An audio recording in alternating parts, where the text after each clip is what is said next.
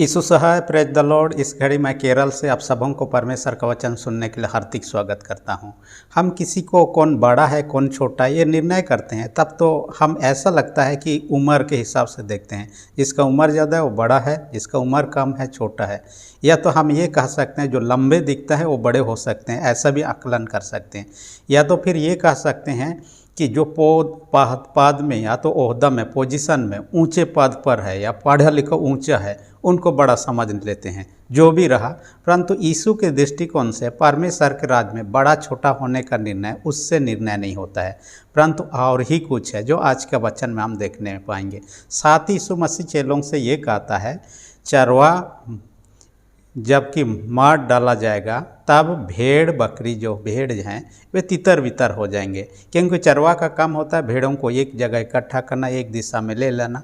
लेकिन चरवा ही ना रहे, कौन उनको इकट्ठा करेगा, कौन उनको अगुवाई करेगा।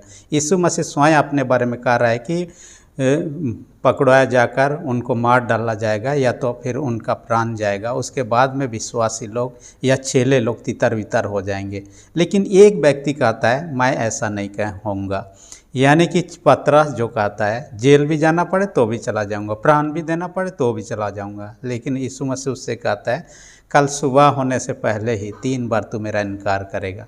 इसलिए आज का शीर्षक को ही मैंने रख दिया है जो लूका 22 अध्याय उसका 24 से 34 पद के अनुसार में, मृत्यु तक यीशु में विश्वास, मृत्यु तक यीशु में विश्वास।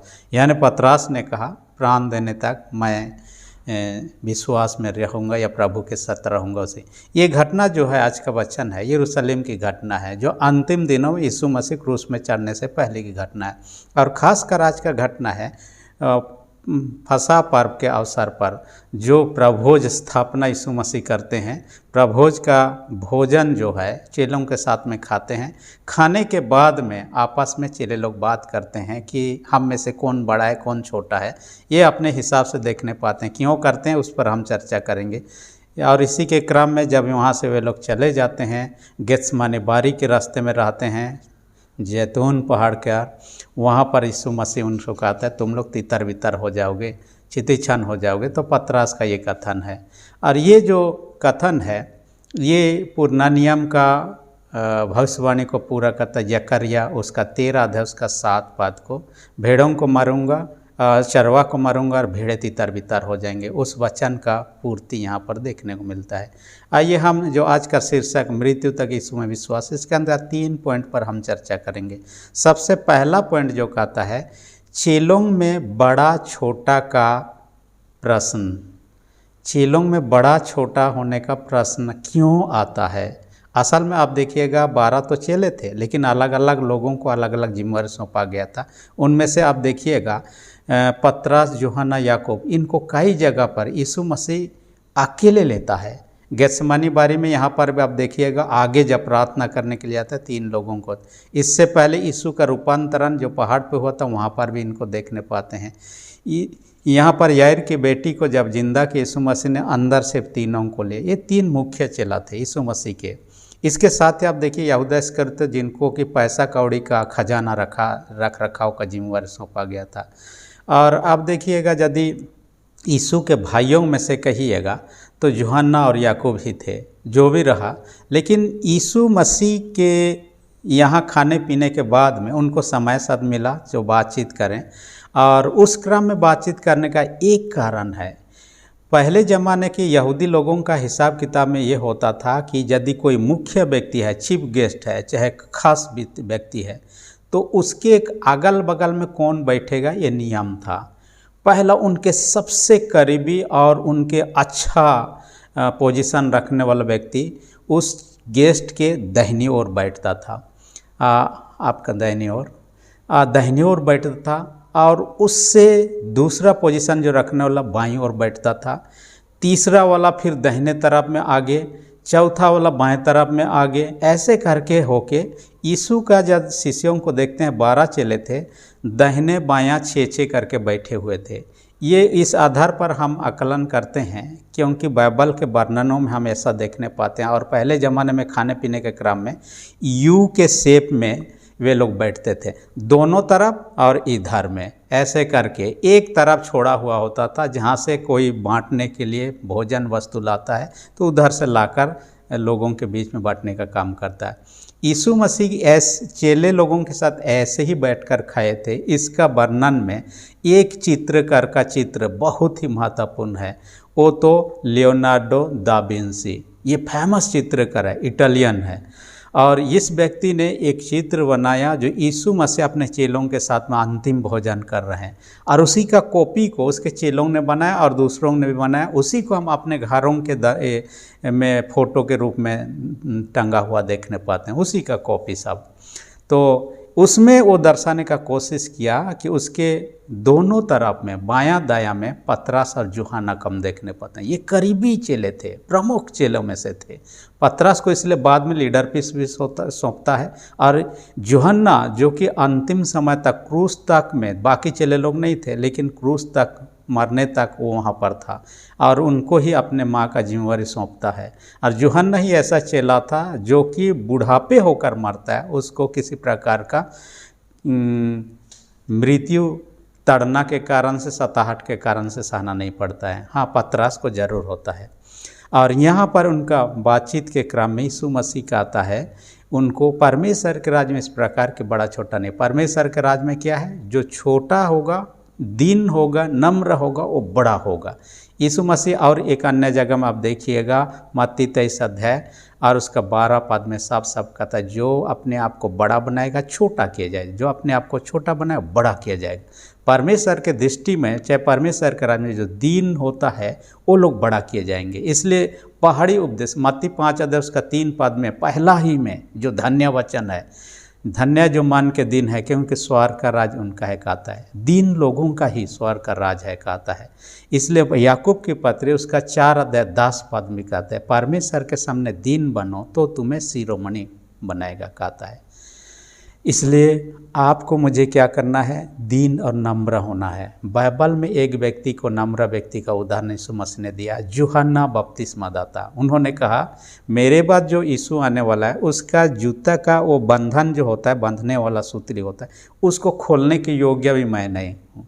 इसलिए यीशु मसीह यूहन्ना के विषय में कहता है, जितने स्त्री लोग जन्म लिए अब तक उनमें यूहन्ना बपतिस्मा दाता से कोई बढ़कर नहीं। वो अपने आप को दिन के नम्र के, वो परमेश्वर के दृष्टि में महान कला है। आपको मुझे भी इनसे सीखना चाहिए, दीन और नम्रता। दूसरी विशेष बात जो आज का वचन में कहता है, यीशु द्वारा प्रतिफल देने का वादा। ये कौन से वचन में कहते हैं, 28 से 30 में पाते हैं। पहला 24 से 27 में पहला पॉइंट पर है, दूसरा 28 से 30 में। यीशु मसीह उनको कहता है चेलों से, आप लोग मेरे साथ में रहा, जो भी दुख तकलीफ समस्या मुसीबत रहा, हर घड़ी आप लोग मेरे साथ रहे, इसलिए आप लोगों को प्रतिफल मिलने वाला है। और वह प्रतिफल क्या है, स्वर्ग में मेरे साथ मेज पर बैठकर इसी प्रकार के भोजन करोगे। और कई लोगों का वर्णन में हम देखने पाते हैं जिन्होंने स्वर्ग घूमने का मौका मिला, वहाँ पर कई चेलों का और विश्वासी लोगों का अलग अलग सुंदर सुंदर घर निर्माण हुआ है। और यीशु मसीह के साथ में जब अंतिम दिन में यीशु मसीह दोबारा आएंगे, वहाँ पर सब जाएंगे, वहाँ पर रात नहीं होगा, अंधकार नहीं होगा, दिन ही दिन होगा, और उनके साथ में हम लोग बैठेंगे, उठेंगे और उसके महिमा स्तुति करेंगे, जितने भी उस पर विश्वास करते हैं। खासकर चेले लोग प्रभु का सेवा काम कर रहे थे, इसलिए आज जितने कोई भी सेवा का काम कर रहे हैं, प्रभु का उपासना कर रहे हैं, प्रभु का विश्वास है, सबों से ये प्रेरणा देता है। अब प्रभु के लिए जो कुछ करते हैं उसका हिसाब किताब प्रभु देता है, उसका प्रतिफल भी जरूर देने वाला है, क्योंकि हर एक काम का प्रतिफल है। मैं नहीं कहता, परमेश्वर का वचन कहता है, गलाती 6 अध्याय 7-8 पद में कहता है, ऐसा कहता है, जब हम भलाई करते हैं भलाई का प्रतिफल पाने वाले हैं, बुराई करते हैं बुराई का प्रतिफल पाने वाले हैं। इसलिए न्यूटन का 3rd नियम को मैं कई बार कोट करता हूँ, every action there is an equal and opposite reaction. इसका मतलब कहता है हर एक काम का समान और विपरीत प्रतिक्रिया है। कहता है जो भी काम कर रहे हैं उसका प्रतिक्रिया तो है, प्रतिफल तो है, और यीशु मसीह दोबारा आगमन के साथ में देने वाला है। इसलिए हम प्रभु के लिए जो करते हैं, हो सकता है लोग नहीं याद करेंगे, लोग धन्यवाद तक नहीं देंगे, लेकिन प्रभु नहीं भूलता। बाइबल में कहता है तुम्हारे सिर के बाल भी गिने हुए हैं। प्रभु हमारे एक एक बाल तक को गिनता है, उसके लिए भी चिंता करता है। प्रभु के काम के लिए, प्रभु के सेवा के लिए, प्रभु के महिमा के लिए ले, यदि उनमें से एक बाल भी गिरता है उसका भी प्रतिफल प्रभु देने वाला है। हो सकता है हम संसारिक दृष्टिकोण से भुला जाएं। मैं कुछ दिन पहले इंडोनेशिया की एक महिला के बारे में पढ़ रहा था। कोरोना के समय में उसका नौकरी चला गया। कई लोगों को हमारे देश में भी नौकरी से हाथ धोना पड़ा परिस्थिति के कारणवश, क्योंकि पहले ही ऐसे ही उनके पति नहीं के कारण से उनको ऑफिस में जॉब मिल गया था। काम तो कर रही थी, जब तक काम था तब तक तो अच्छा था, लेकिन काम ख़त्म हो गया। उसको खाने के लिए भी, उनके जीने के लिए भी लालायित होना रह पड़ा। लेकिन एक दिन बैंक से कॉल आया, कहा कि आपका पैसा बैंक में पड़ा हो, आप ले सकते हैं। उन्होंने कहा कौन सा पैसा, उनको याद ही नहीं रहा। और बाद में जब बैंक गई, बैंक जाने के बाद उनसे बातचीत किया तो पता चला कि 32 लाख रुपया है उनके अकाउंट में और उनको दे दिया जाता है। असल में जब वो कर्मचारी के रूप में ऑफिस में काम करती थी, ऑफिस वालों ने एक अकाउंट उनके नाम से खोल दिया और उनके सैलरी में से काट के उसमें रख दे, और ऐसे करके उसके रखते रखते 26 लाख रुपया रखा गया था।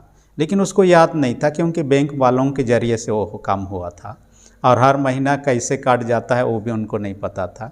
लेकिन वो 26 लाख रुपए 32 लाख रुपया में हो चुका था, इसलिए वो भुला गई थी। उसका जॉब जाने के बाद गरीबी जीवन व्यतीत, लेकिन बैंक वालों ने नहीं भूला, एक एक चीज़ का हिसाब रखा, उसका प्रतिफल देने के लिए उनको बुलाया और दे देते हैं। बहुत खुश हो जाती है जो भी कि उनके पहले का काम का प्रतिफल मिला है।